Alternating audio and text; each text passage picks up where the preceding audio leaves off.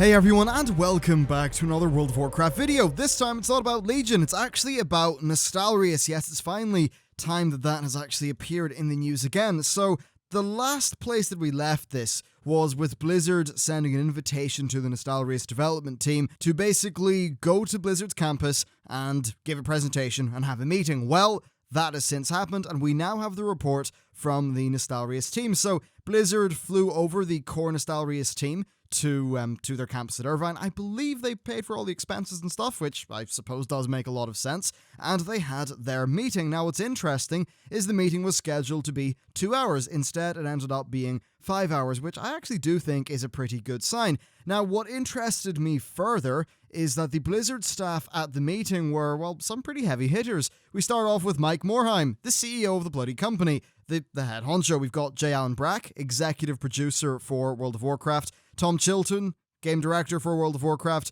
Ian Hazzikostas, assistant game director for World of Warcraft, Marco Kogler, technical director for World of Warcraft, Saranen Smith, who is the global director for community development, Kester Robinson, manager for WoW community development, Vanessa Vannison, PR manager for World of Warcraft, and Randy Jordan, Blizzard community manager. That's Randy, who used to co-host the Instance podcast way back in the day. So then, that is, first of all, quite a few people. Second, a lot of people whose time is extremely valuable. Now, when I say their time is extremely valuable, they're generally, looking at the names, they're people who are going to be higher up the pay scale at Blizzard, but more importantly, they are people who are directly involved with managing the time of, if you think about it, probably, many thousands of dollars worth of work hours for all their different team members and their subordinates and the people who depend on them for leadership. So it is interesting that many high-end people at Blizzard gave that much of their time towards a meeting like this. I think that's actually quite a good that's quite a good indication, and indeed is a good indication that they even sent that many people, especially Mike Morhaime, the CEO of the company. That's somebody who, to book 5 hours off, dude would have had to have cancelled meetings, etc., etc., etc. Sure, it's a busy job. So, first of all, props to Blizzard for taking the whole thing a little bit seriously with the people that they send. That's absolutely something that's good to see. Now then, what did the Nostalrius team cover in this meeting? Well, they told us the project story, including the WoW emulation history, so that is basically giving Blizzard a run-over of things from their end as far as getting all of this up and off the ground. Community analysis through a survey that they did, and then Nostalrius data, so that's data from their actual server side. That's the sort of thing that for Blizzard, as much as a lot of people have been, sort of shit-talking the petition and a few things like that, at the end of the day, market validation is one of the most important aspects of business.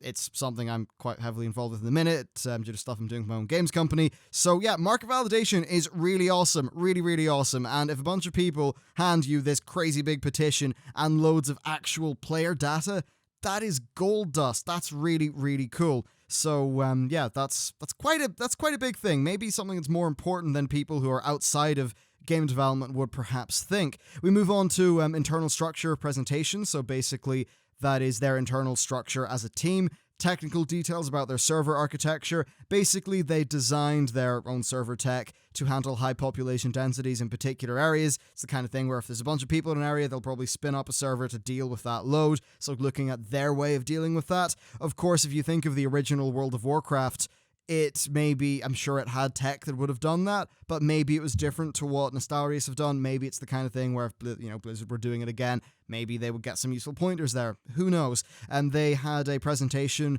from their GM team for Nostalrius, technical insight to their anti-cheat system. So again, that's useful stuff. Maybe it was there in the vanilla WoW, maybe it wasn't. Then a quality report about the state of the project, including any bugs that they would have had remaining. Again, that's something that could be useful to Blizzard because, well, bug reports are generally quite useful to have. And then they did a Q&A. So, with all of that covered, what did the meeting actually, what did it do? What did it accomplish? Well, first of all, nothing concrete as is to be expected. Now, this is something that I think it's worth delving a little bit more into. Blizzard are a very big company. Now, I'm going to give you an example from the stuff that I'm doing at the minute. So, me and Thomas, my business partner, have been looking into doing some VR stuff. Our thinking is that with the current VR market, you can make some really awesome stuff in a way that, in terms of the amount of time that it takes to make that stuff, is pretty efficient, and maybe that is something that would be sustainable. So what did we do? We did a whole bunch of market research into Steam VR titles. We looked at their Steam owners, all of those things. We got as much information as we could, and then we were able to quite quickly come to a quick initial position and thought on the whole thing. Now, that, first of all, not an announcement from me, but anyway, for a company like Blizzard, it's not that simple, because all of those individual steps that the two of us did as individuals, well, we just did them, but in a company, that needs to go through multiple different layers of management and multiple different layers of, just checks and things like that. If you think about it, we're two directors of the company, we're spending our own money, we don't have shareholders. That's easy, but if you're Blizzard, you've got to deal with shareholders and loads of different other things.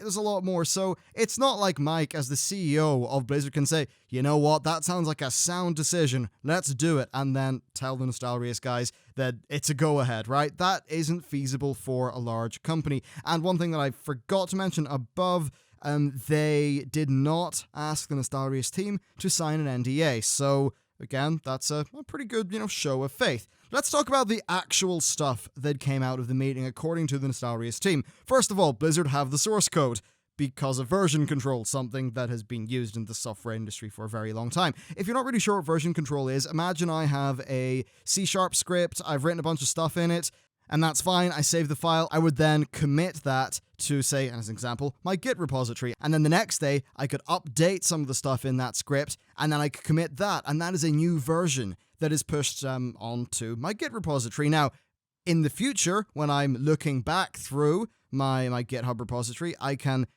select code from different days, and basically it's all stored and it's all accessible, which is really awesome. So the bit that's more of a technical challenge, even though they do have the source code, is their build system. Basically, the whole thing is you only give the client the stuff it needs, and you only give the server the stuff it needs. That way, both are nice and efficient. So to facilitate this, all of the required data has to exist in one place for when both the client and server are being built. Not all of that was covered under version control. So while they have the source code for World of Warcraft, there is a lot of other stuff which they do not have and which pretty much has been lost. Probably someone is kicking themselves right now about that. Now, that lost data would have to be recreated, which would be a decently long development process. Certainly, I know that whenever I'm coding stuff, the fun thing to do is making a new system, or updating an old one. The terrible thing to do is going into something that's half broken and piecing it together again. That is always horrible. So, should this become a thing, I feel kind of bad for the engineers who will be going through that stuff. But basically, while the source code's there's a lot more to it. With a server architecture similar to what Blizzard is using, the scale there is something that I can't even comprehend, right? I don't do server stuff. I really should, though. But anyway, I don't do that stuff. But from what I understand of how their system works, stuff is very dynamic, very complex, etc., etc., etc. And there is definitely a difference from a server being put up by a bunch of hobbyists and then that being deployed through this massive big global network, like what Blizzard is actually running. And then on top of all of that, there are additional concerns over polish, because at the end of the day, this is a product coming from a AAA studio. There are some certain very high standards in terms of, first of all, the quality of what's delivered, but also stability and things like that. If vanilla World of Warcraft came back, it would have to probably be more stable than vanilla World of Warcraft would. Those standards are higher now. Ping would have to be better, etc., etc., etc. So there is significant work on the Blizzard end, and that's something that makes quite a bit of sense to me. Now, they did say that one of the Blizzard developers there, now note, the Nostalrius people said developers, and if we go to the list of people, that probably means either J. Allen Brack, Tom Chilton, Ian Hazacostas, or Marco Kogler, whatever, German surnames. I can't do them. But one of the very important people for World of Warcraft said, or expressed, that it should be playable in some way, even if it's only for the purposes of preservation. And the Nostalrius team think that the people that they met want legacy World of Warcraft servers to exist, and they expressed that the meeting was productive and successful. The Blizzard people also, according to the Nostalrius people, expressed a, quote, deep respect and admiration for what the team had done and the community that they had built on vanilla WoW. And Blizzard also expressed that they want to keep in touch. So, very interesting stuff overall. I did not expect an announcement, so I'm not disappointed. for me, the real information here is, first of all, some of the technical stuff that Blizzard said is interesting, but the gravity of the people that they actually invited to that meeting is rather significant, and the fact that that meeting wasn't really just a PR spin thing and that it lasted that amount of time, I think that really is pretty good stuff. Now, one angle that had been mentioned here, which I think I may have mentioned it, but it's not really something that I spent a lot of time on anyway, but that is the angle of preservation. So World of Warcraft is one of the defining games of the last decade, whether you like it, hate it, whatever, that's pretty much undeniable. So from a preservation, historical angle, I think it certainly is worth that game existing. Think about the game designer, maybe want to learn a lesson from the game that pretty much defined the genre that they're going to be working in. Well, it's very useful to have World of Warcraft there. Now, also, financial viability is an interesting topic. I think there's been a lot of great market validation done by the Nostalrius people. Definitely true that there'll be a slant in the data that they were able to harvest, but still, it's all good. It's all information, right, that can be used. Now, I think it's clear enough that if they were to do this, it would make money. Another example of that, RuneScape 2007. A lot of people are saying that kind of saved Jagex from, having serious problems. That was a runaway hit with their community. Now, while I don't have numbers to back this up whatsoever, I think it's pretty likely that if Legacy WoW was to come back, there would be enough people playing that to rival other MMOs in their entirety.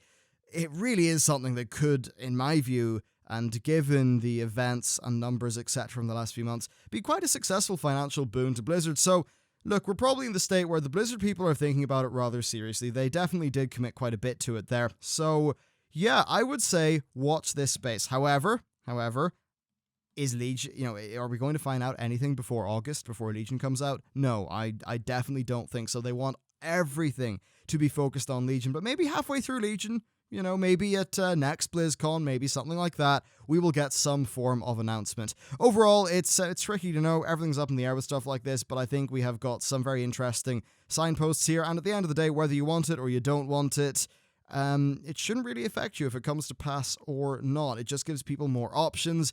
I doubt that if Legacy WoW was to come back, I doubt that would mean that Jay Allen Brack, Tom Chilton, Ian Hazacostas, etc. would all be jumping ship to Vanilla WoW and leaving the current game. Likely Vanilla WoW stuff would just be, upkeep by a skeleton crew. I think that's by far the most likely thing, and that content has already been developed, so the people who are responsible with developing content, the new stuff in the game, they wouldn't really have much of a place working at Vanilla WoW anyway. That's pretty much a job for a maintenance crew. Anyway, that's it for this video. Let me know what your thoughts are down in the comments or via Twitter. Thank you very much for watching, and I'll see you next time.